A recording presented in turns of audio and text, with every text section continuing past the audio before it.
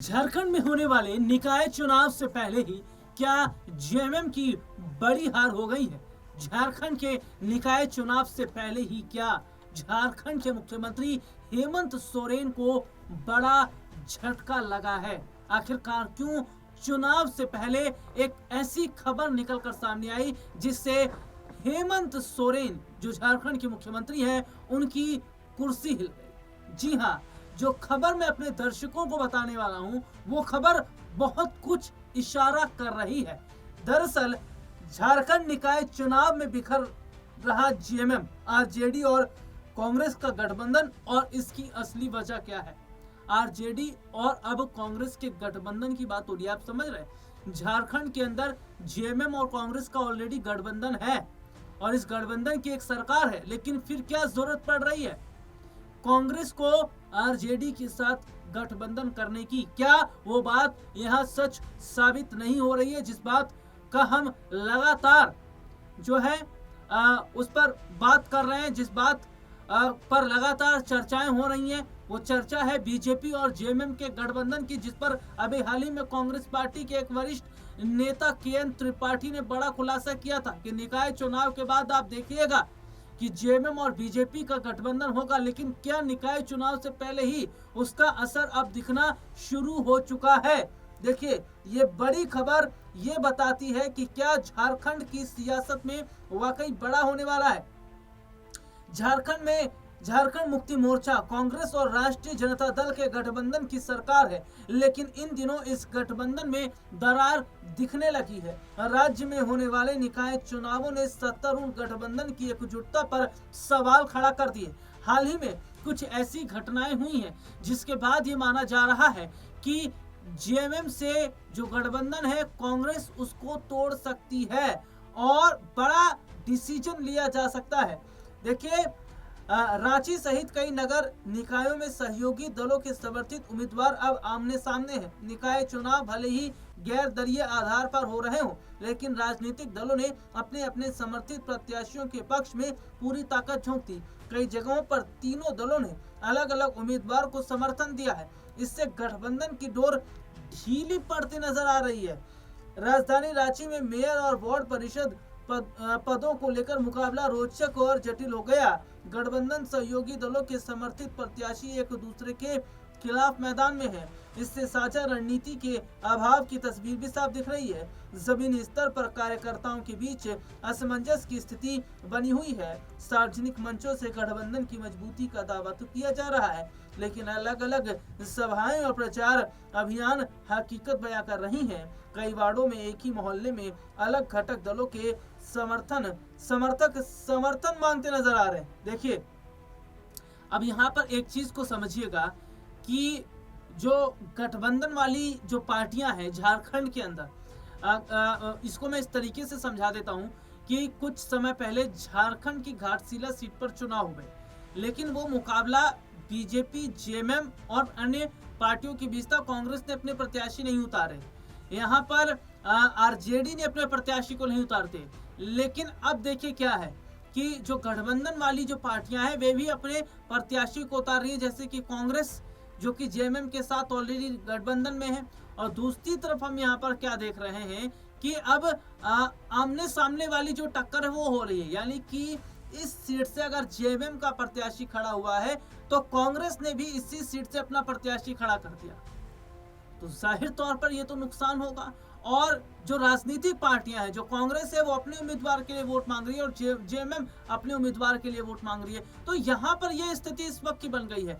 तो क्या वाकई झारखंड की सियासत में जो इतने समय से बात कही जा रही थी, इतने समय से जिस बात पर चर्चा हो रही थी कि आने वाले वक्त में झारखंड में सियासी माहौल बदलेगा, सियासी तस्वीर पलटेगी, तस्वीर बदलती नजर आएगी, क्या वो चीज यहाँ पर हो रही है?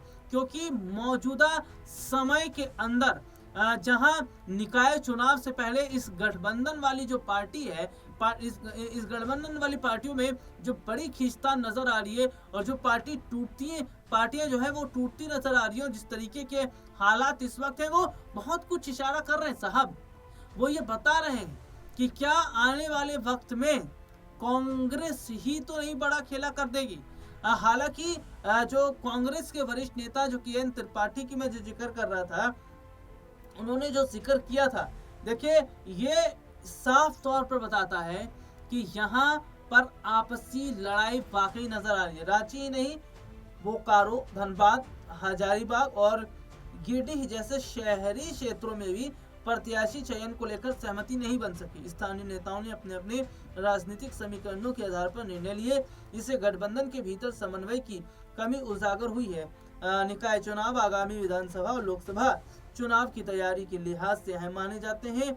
ऐसे में हर दल अपने संगठन को मजबूत करने और जनाधार पर रखने का अवसर देख रहा है। यही कारण है कि साझा रणनीति की बजाय अलग अलग दांव खेले जा रहे हैं। और देखिए सबसे बड़ी बात है कि जो आपसी जो तालमेल होता है, ये आपसी तालमेल बिगड़ रहा है।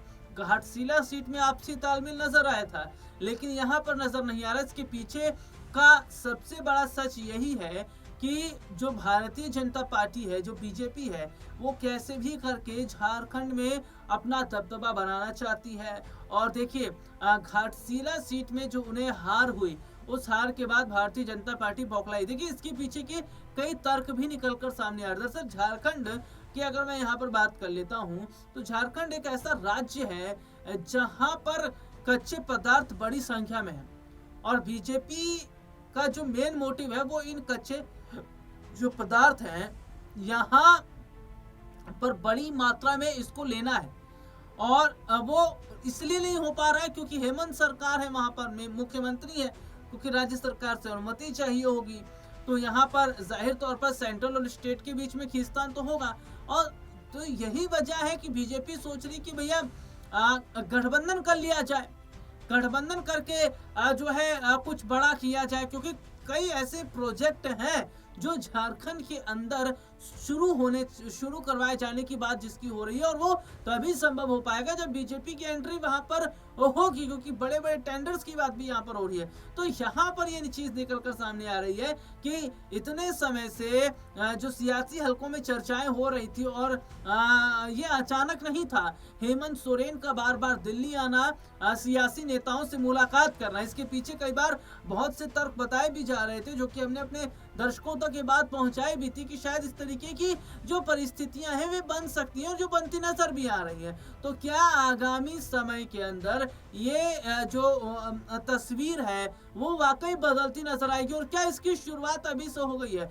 क्योंकि अगर ऐसा नहीं होता तो शायद कांग्रेस अपने प्रत्याशी को नहीं उतारती, या कांग्रेस आरजेडी के साथ गठबंधन नहीं करती। लेकिन जिस तरीके से ये जो चीजें यहाँ पर नजर आ रही हैं, और जो गठबंधन की इस वक्त तस्वीर दिखाई जो है वो गठबंधन की जो तस्वीर में इस वक्त फूट नजर आ रही है, बहुत कुछ बयां कर रहा है। हालांकि आगामी वक्त में जरूर देखना होगा कि जो तस्वीर है क्या वो पूरी तरीके से पलट जाएगी। फिलहाल निकाय चुनाव से पहले की मैं बात कर लूं तो बीजेपी की तरफ से कुछ आरोप भी लगाए गए हैं। बाबूलाल मरांडी की मैं यहाँ पर बात करना चाहूंगा। देखिए जो नेता प्रतिपक्ष हैं बीजेपी के, उन्होंने ये बात कही है कि इस निकाय चुनाव में बूथ कैप्चरिंग हो सकती है, इस निकाय चुनाव में ईवीएम को जो है वो हैक किया जा सकता है, क्योंकि जो सरकार है वो इसके लिए अभी तैयार नहीं है।